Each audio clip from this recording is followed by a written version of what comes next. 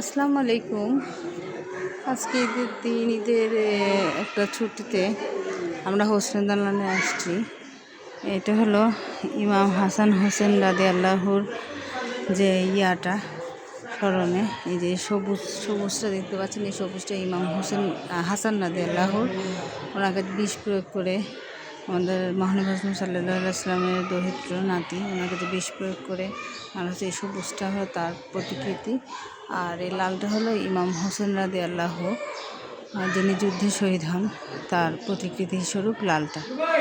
এই যে দেখাচ্ছি, এইটা এখানে আসলাম, তাই চিন্তা করলাম যে ভিডিওটা করি এবং ইনশাল্লাহ পরে আপনাদের সাথে শেয়ার করব।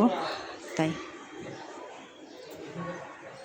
এটা হলো হোসনে দালানের এই যে এখানে, যেটা কারবালা ময়দানে শহীদদের উদ্দেশ্যে, আর পুরান ঢাকার যেটা হোসনে দালানের চিন্তা করলাম বাসার কাছাকাছি, তাই বাচ্চারাও বলতেছিল সারাদিন পর। আমি অবশ্য দাদির বাসায় গেছিলাম, ওরা বাসায় ছিল, নাহিয়ান সাফিয়ান, তাই ওদেরকে নিয়ে একটু ঘুরতে আসলাম। এই যে আমরা এখন বের হয়ে যাব, সন্ধ্যা হয়ে আসতেছে, এখানে আবার আজান দিবে।